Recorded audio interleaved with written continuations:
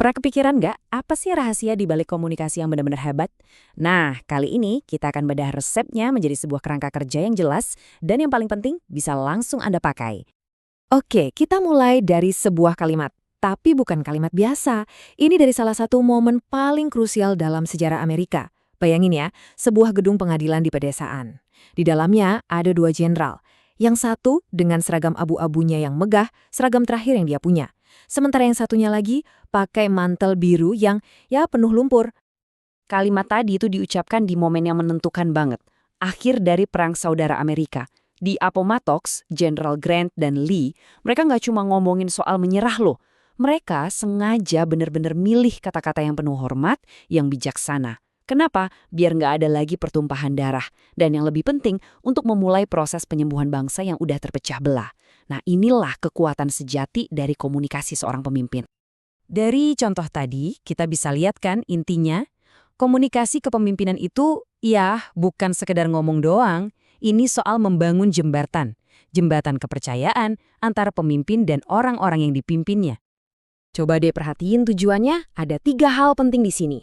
Pertama, melibatkan pendengar. Kedua, dapat komitmen mereka. Dan yang ketiga, ini yang paling krusial, membangun kepercayaan. Kenapa? Simple, karena tanpa kepercayaan, kata-kata sehebat apapun, ya nggak ada artinya sama sekali. Oke, jadi gimana cara bangunnya? Nah, kuncinya ada di 4 pilar ini. Pertama, pesan Anda harus punya signifikansi, nyambung sama nilai-nilai organisasi. Kedua, harus konsisten. Apa yang Anda omongin, ya itu juga yang Anda lakuin. Ketiga, perlu ada irama atau cadence. Maksudnya, komunikasi itu harus rutin, teratur, jangan cuma pas ada masalah aja. Dan terakhir, semua ini harus berdiri di atas fondasi nilai yang kuat. Nah, kita udah tahu nih fondasinya. Pertanyaan berikutnya, gimana caranya bikin pesan yang benar-benar dipercaya orang? Soalnya ya itu tadi, tanpa kredibilitas, kata-kata sebagus apapun bakal mental. Ini nih pertanyaan intinya. Gimana caranya kita bikin orang nggak cuma dengar tapi juga percaya dan mau ikut? Jawabannya ada di panduan praktis berikut ini. Ini dia playbooknya. Cuma 4 langkah kok untuk bangun kepercayaan yang kokoh. Pertama, selalu ngomong apa adanya, sejujur-jujurnya. Kedua, jangan pernah sembunyiin kabar buruk, hadapi aja. Ketiga, jangan obral janji, apalagi janji yang nggak bisa ditepati. Dan yang paling penting, nomor 4, biarkan tindakan Anda yang jadi bukti. Ngomong-ngomong soal jangan sembunyiin kabar bumuk, ada contoh yang keren banget, Winston Churchill. Coba bayangin, ini tahun 1940, momen paling gelap buat Inggris. Apa yang Churchill lakukan? Dia nggak kasih janji-janji manis, sama sekali nggak. Malah sebaliknya, dia kasih kejujuran yang, ya brutal. Dia bilang terus terang kalau perjuangannya bakal berat banget. Dan justru karena itu, karena kejujurannya itu, rakyat Inggris malah jadi bersatu di belakang dia. Oke, tadi kita udah bahas apa yang harus diomongin. Sekarang kita geser sedikit ke gimana cara ngomongnya. Karena ini soal penyampaian, soal koneksi personal yang bikin pesan itu bener-bener nyampe ke hati. Dan ternyata, jadi otentik itu nggak ada satu cara yang saklek no. Coba deh, Anda tipe yang mana?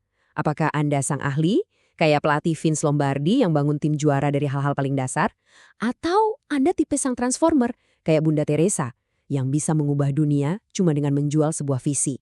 Contoh paling nyata soal penyampaian yang otentik, mungkin respons Rudy Giuliani setelah tragedi 9/11. Dia nggak sembunyi di bunker, dia turun ke lapangan, mimpin langsung dari depan. Dia nangis bareng warganya, tapi di saat yang sama juga nunjukin kekuatan. Tindakannya, ya itulah pesannya. Dan itu yang bikin koneksi luar biasa kuat di tengah krisis. Satu hal yang perlu kita ingat, komunikasi hebat itu bukan acara sekali manggung terus selesai. Bukan. Ini praktek terus-menerus. Jadi tantangannya adalah gimana caranya mengubah pidato yang inspiratif jadi standar perilaku sehari-hari? Ada satu hukum alam dalam komunikasi. Ia benci kekosongan.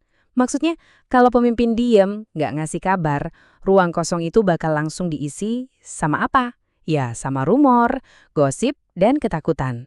Makanya, pilar irama yang tadi kita bahas di awal, itu penting banget.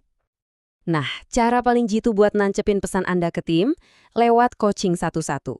Model ini simple, mengubah visi jadi aksi. Pertama, rencanakan dulu obrolannya. Kedua, kasih umpan balik yang membangun. Ketiga, dapatkan komitmen untuk berubah. Dan yang sering kelupaan tapi krusial banget, tindak lanjuti.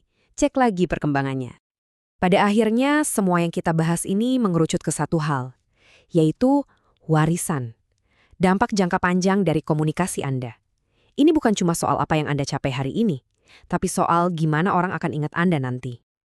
Jadi, saya mau tinggalin Anda dengan satu pertanyaan. Coba renungkan ini. Nanti, setelah semua rapat selesai, semua email sudah terkirim, apa sih satu cerita yang bakal diceritain orang-orang tentang kepemimpinan Anda? Karena pada akhirnya, cerita itulah warisan Anda. Dan cerita itu dibangun kata demi kata, setiap hari.